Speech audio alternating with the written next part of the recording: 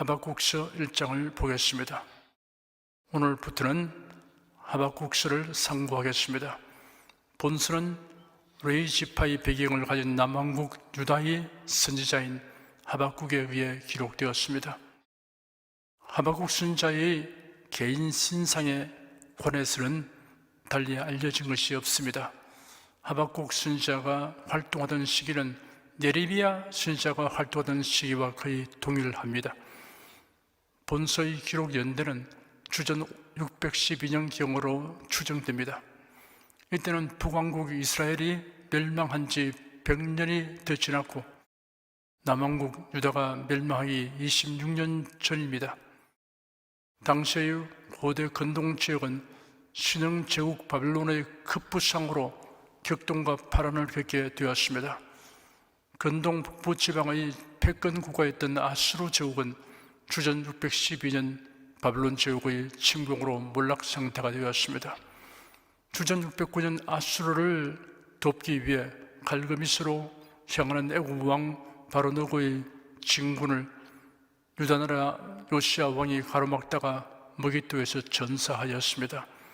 이 전쟁 이후 유다나라는 애굽의 지배를 받았습니다. 그러나 그 영향력은 오래 가지 않았습니다. 근동 남부 지역의 강대국 애굽이 주전 605년 갈그미스에서 바벨론과의 전쟁에 패배하여 세력이 약화되었던 것입니다. 애국 군대를 대파한 바벨론 제국은 유다나라를 침공하였습니다.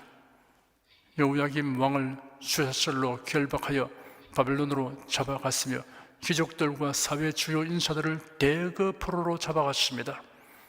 이런 지경에서 유다 나라의 지도자와 백성들이 하나님 앞에 회개하고 신앙개혁을 단행해야 함에도 불구하고 오히려 총체적인 타락이 가속화되었습니다. 우상숭배뿐 아니라 불의와 부정과 포악이 판을 치는 사회가 되었습니다. 이런 와중에서도 소수의 경건한 자들은 선지자가 경고하는 하나님의 예언을 듣고 나라의 멸망으로 백성에게 미칠 화를 생각하여 깊은 고뇌와 의문을 갖게 되었습니다. 하나님의 선민인 유다 백성의 신앙과 도덕심과 사회생활이 심하게 부패하고 타락함에 대한 고뇌와 그럴지라도 하나님께서 이방 나라 바벨론에 의해 선민이 멸망되게 하심이 합당한가에 대한 의구심이었습니다. 하박국 선지자는 경건한 자들의 이러한 고뇌에 찬 의문을 대변하는 심정으로 하나님께 묻고 하나님의 주시는 말씀을 기록하였습니다. 1절 한 절을 함께 읽겠습니다. 선지자 하박국의 묵시로 받은 경고라. 묵시라는 말은 계시와 같은 뜻입니다. 개역 성경은 예레미야서 14장 14절 외에는 전부 묵시라고 번역하였고 신약 성경에서는 전부 계시라고 번역하였습니다. 경고는 말씀이라고 번역할 수 있습니다. 하나님께서 자신을 계시하시다는 것은 우리 인생들에게 크나큰 은혜입니다. 하나님께서 계시하시지 아니하시면 우리로서는 하나님을 알 수 없습니다. 하나님께서 말씀하지 아니하시면 인생은 궁극적 문제에 대하여 전혀 답을 알지 못하고 살아갈 것입니다. 실로 짙은 안개와 어둠 속을 더듬는 오리무중 암정 모습보다 더 암담한 상태에서 헤맬 수밖에 없습니다. 디모데후서에 기록되기를 또 네가 어려서부터 성경을 알았나니 성경은 능히 너로 하여금 그리스도 예수 안에 있는 믿음으로 말미암아 구원에 이르는 지혜가 있게 하느니라. 모든 성경은 하나님의 감동으로 된 것으로 교훈과 책망과 바르게 함과 의로 교육하기에 유익하니 이는 하나님의 사람으로 온전케 하며 모든 선한 일을 하기에 온전케 하려 함이니라 하였습니다. 베드로후서에는 먼저 알 것은 경의 모든 예언은 사스로이 풀 것이 아니니 예언은 언제든지 사람의 뜻으로 낸 것이 아니요 오직 성령의 감동하심을 입은 사람들이 하나님께 받아 말한 것임이라고 기록되었습니다. 2절에서 4절까지 함께 읽겠습니다. 여호와여 내가 부르짖어도 주께서 듣지 아니하시니 어느 때까지리까 내가 강포를 내어 외쳐도 주께서 구원치 아니하시나이다. 어찌하여 나로 간악을 보게 하시며 패역을 목도하게 하시나이까? 대적 급탈과 강포가 내 앞에 있고 변론과 분쟁이 일어났나이다. 이러므로 율법이 해이하고 공의가 아주 시행되지 못하오니 이런 악인이 의인을 에워쌌으므로 공의가 급게 행함이니이다. 하박국 선지자가 활동하던 시대의 사회 형편을 크게 세 가지로 요약할 수 있습니다. 첫째, 간악, 패역, 급탈, 강포가 극심하였습니다. 온갖 악행이 공공연히 행하여졌습니다. 둘째, 변론과 분쟁으로 요란하였습니다. 분열과 파당짓기, 대립과 반복으로 싸움이 그치지 않았습니다. 셋째, 율법이 해이하고 공의가 전혀 시행되지 않았습니다. 법이 법대로 적용되지 않고 집행되지 않았습니다. 악한 자들이 득세하여 의인을 위협하였습니다. 하박국 선지자는 악인에 대한 심판과 의인에 대한 구원을 호소했습니다. 그런데도 하나님은 왜 악을 심판하지 아니하시는가? 왜 자신의 의로우심을 드러내기 위해 악을 심판하지 않는가? 왜 의인의 부르짖음을 신원하지 아니하시는가? 이것이 하박국의 풀리지 않는 의문이었습니다. 해결되지 않는 현실적 문제로 인하여 누구나 하나님께 질문할 수 있습니다. 중요한 것은 질문을 하는 동기와 목적입니다. 하나님에 대한 불만에서 비롯되는 질문이 있습니다. 홍해를 거는 이스라엘 자손들이 신광야에서 식량이 떨어져서 곤란에 처하게 되었습니다. 그러자 모세와 아론을 원망하기를, 우리가 애굽 땅에서 고기 가마 곁에 앉았던 때와 떡을 배불리 먹던 때 여호와의 손에 죽었다면 좋았을 것을 너희가 이 광야로 우리를 인도하여 내어 이 온 회중으로 줄여 죽게 하는도다 하였습니다.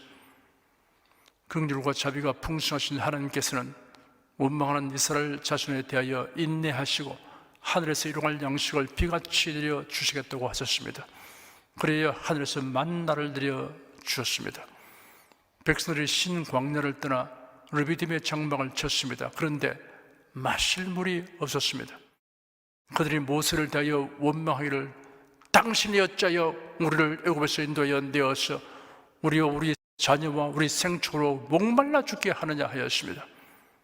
심지어 여호와께서 우리 중에 계신가 아닌가 라는 질문까지 하였습니다. 모세는 백성들에게 어찌하여 나와 다투느냐, 너희가 어찌하여 여호와를 시험하느냐라고 그들의 지나치는 은행을 지적하였습니다.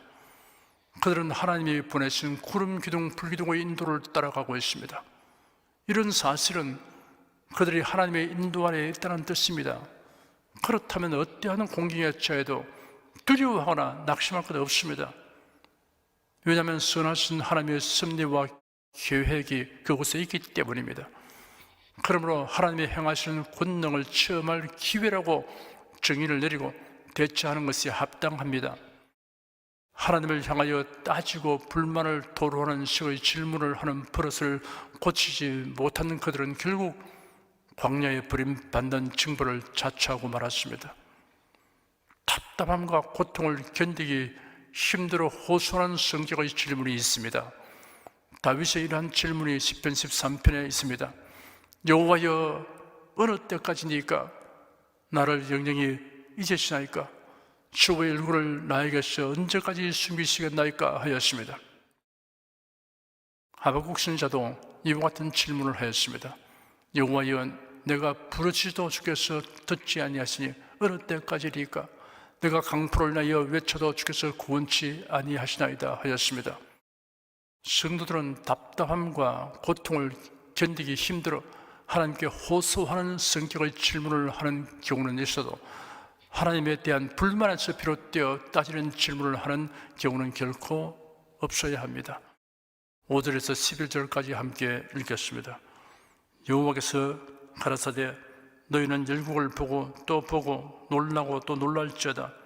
너희 생전에 내가 한 일을 행할 것이라. 혹이 너희에게 구할지라도 너희가 믿지 아니하리라. 보라, 내가 사납고 성급한 백성 곧 땅의 넓은 곳으로 다니며 자기의 소유 아닌 그할 것들을 점령하는 갈대아 사람을 일으켰나니 그들은 두렵고 무서우며 심판과 유령이 자기로 말미암으며 그 말은 표범보다 빠르고 저녁이 이리보다 사나우며 그 기병은 원방에서부터 빨리 달려오는 기병이라 마치 식물을 움키려 하는 독수리의 나름과 같으니라. 그들은 다 강포를 향하러 오는데 앞을 향하여 나아가며 사람을 사로잡아 모으기를 모래같이 많이 할 것이요 열왕을 멸시하며 방백을 치수하며 모든 견고한 성을 비웃고 흉벽을 쌓아 그것을 취할 것이라. 그들은 그 힘으로 자기 신을 삼는 자라. 이에 바람같이 급히 몰아 지나치게 행하여 득죄하리라. 악이 횡행하도록 하나님께서 왜 아무 조치도 취하지 않으시느냐는 하박국 선지자의 질문에 대한 하나님의 대답입니다. 하나님은 대답하시기를 하나님께서 무관심하시거나 선지자의 부르심을 듣지 못하신 것이 아니라고 하였으며 너희의 생전에 내가 한 가지 일을 행할 것이라고 밝히셨습니다. 그것은 하나님의 선민 유다 백성의 범죄에 대한 광범위한 심판의 선포였습니다. 이 심판은 갈대아 사람 곧 신바벨론 제국을 통해서 시행될 것임을 언급하였습니다. 갈대아는 페르시아만 근처에 있는 유브라데 강과 티그리스 강 사이에 있는 지역을 포함합니다. 바벨론 남단 중간에 위치한 나라였고 농업과 축산업 그리고 수렵으로 생활을 했습니다. 그들은 아수르 제국에 대해 반감을 가지고 있었습니다. 유다에 닥칠 파멸이 매우 심각할 것이라고 하였습니다. 너희가 보고 놀라고 또 놀랄지어다 하였고 그 예언을 들어도 도저히 믿기 어려울 것이라고 하였습니다. 심판의 도구로 사용되는 갈대아 사람의 성격과 군사력에 대해 9가지로 자세하고 생생하게 형용하였습니다. 사납고 성급한 백성이다. 광범위한 지역을 점령할 것이다. 잔인하여 두렵고 무섭다. 그들은 자신들의 법이요 권위다. 기동력 있는 군사력을 갖추고 있다 하시며 이를 맹렬하게 달려들어 먹이를 물어 죽이는 새 짐승에 비유했습니다. 표범보다 빠르고 온종일 먹이를 얻지 못한 저녁이 이리보다 사나우며 멀리서 먹이를 보고 달려드는 독수리 같다고 하였습니다. 그들의 목표는 강포와 정복뿐이다. 사로잡은 포로들이 모래같이 많을 것이다. 그들의 공격을 버텨낼 성벽도 적수도 없다. 그들의 무력을 절대적으로 의지하여 신으로 삼는다라고 말씀하셨습니다. 10절을 보면 열왕을 멸시하며 방백을 치수하며 모든 견고한 성을 비웃고 흉벽을 쌓아 그것을 취할 것이라 하였습니다. 고대 유적 연구가의 관찰 기록에는 이런 글이 있습니다. 고대 성지의 유적을 연구할 기회를 가졌던 나는 고대 도시 유적지를 방문하게 되었다. 각 유적지의 중심에는 이스라엘의 하나님 여호와의 제단이 자리 잡고 있었다. 그러나 여호와의 제단 바로 다음 자리에는 이방 족속의 다양한 신을 섬기는 제단이 자리 잡고 있었다. 마침 어떤 종교 축제 기간이었던 터라 거리는 평소보다 훨씬 복잡했는데 그 거리를 걷던 중에 나는 신의 수만큼이나 다양한 우상을 만들어 판매하려고 내놓은 진열대를 보았다. 크기가 다른 다양한 색깔의 수많은 신들이 장관을 이루었다. 내가 더욱 놀랐던 것은 그 우상들의 가격의 다양함 때문이었다. 내가 그 이유를 묻자 한 판매원이 다양한 가격은 다양한 계층의 소비자들을 만족시키죠. 그러니 누구나 하나씩은 살 수 있지 않겠습니까? 라고 말했다고 기록했습니다. 하나님을 섬긴다고 하면서 각자의 주머니 사정에 맞는 신을, 자신의 목적에 맞는 신을 섬기고 있는 자들이 있습니다. 본문에서 갈대아인들이 풍부한 재력과 막강한 군사력을 상징하는 그들의 전쟁 무기를 숭배했던 것처럼 여러 가지 가격과 모양의 우상들을 늘어놓은 진열대 위에서 자신의 기호와 취향에 맞는 것을 골라가는 이방인들처럼 하나님을 섬기는 제단 옆자리에 재물, 명성, 쾌락 같은 다른 제단들이 없는지 우리 각 사람은 자신을 살펴야 합니다. 하나님을 섬기는 것이 목적이 아니라 수단이 될 때 성경에서는 이를 우상숭배라고 하였습니다. 우리의 삶을 하나님의 뜻과 섭리에 맡겨야 합니다. 우리가 사역을 조차 행하면 순간 목적이 세속적 수단이 되어버립니다. 11절에는 그들은 그 힘으로 자기 신을 삼는 자라, 이에 바람같이 급히 몰아 지나치게 행하여 득죄하리라 하였습니다. 강하고 재빠르며 난폭하게 행하며 적수가 없다고 거만하게 행하나 하나님께 정죄받는 자들이 되었습니다.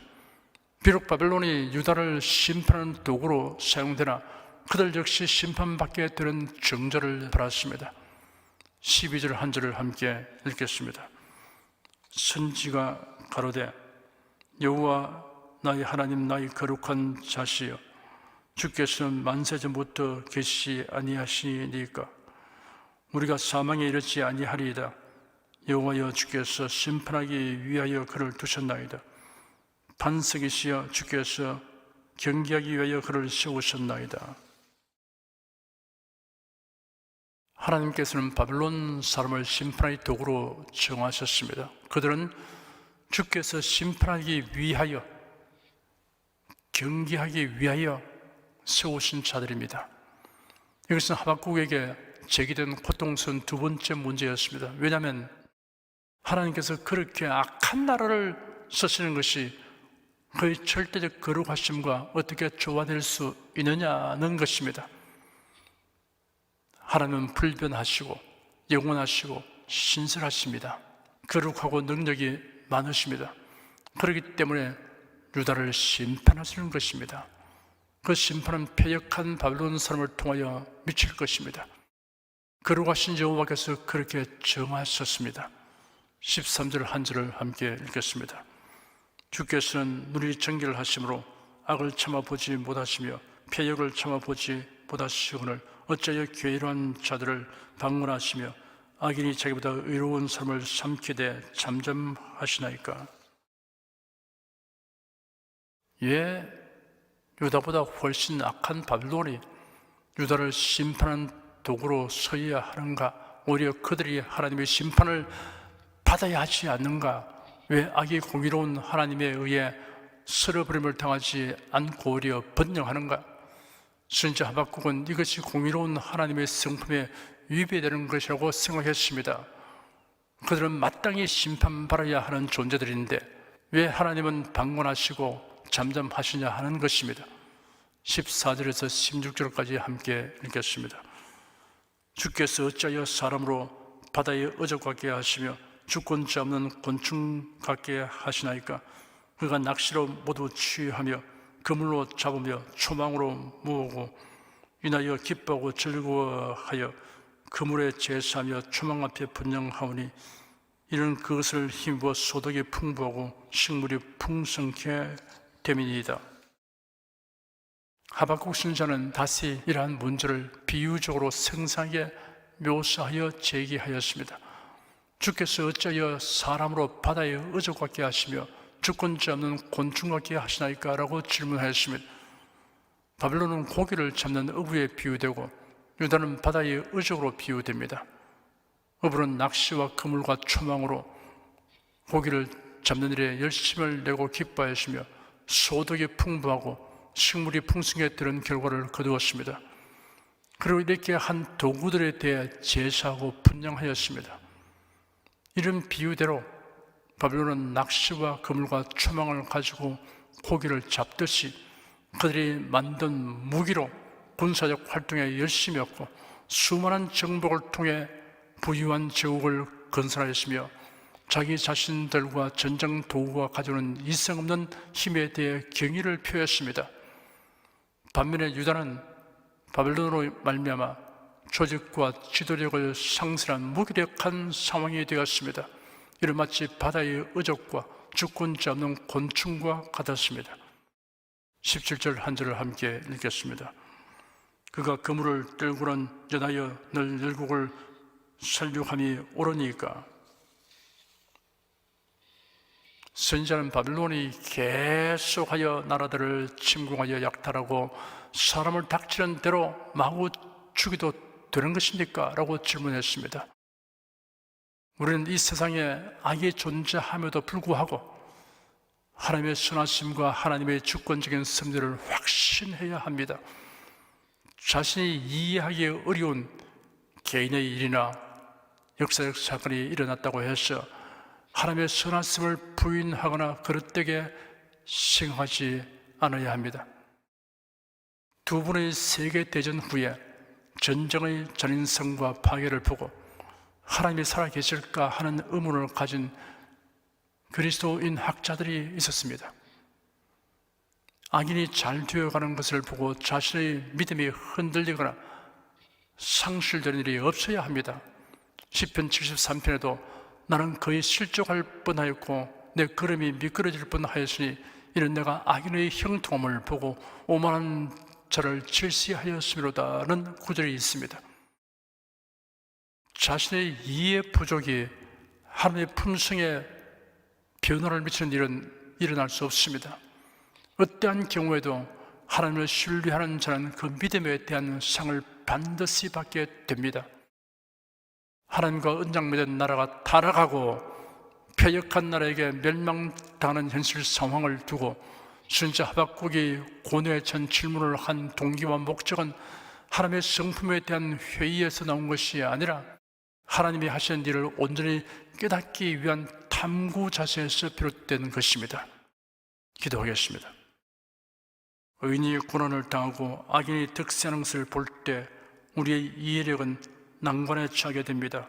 하지만 이로 인한 의구심과 고뇌가 자기 중심에서 하나님 중심으로 사물을 보고 판단하는 경지로 향상되도록 이끄시는 하나님께 감사드립니다. 하박국 선지자의 예언서를 통하여 인류 역사를 주관하시는 하나님의 권능과 택하신 백성들을 향한 변치 않는 관심과 배려에 대하여 우리가 깊이 배우고 깨닫게 하여 주시옵소서. 주 예수 그리스도 이름으로 기도드립니다. 아멘.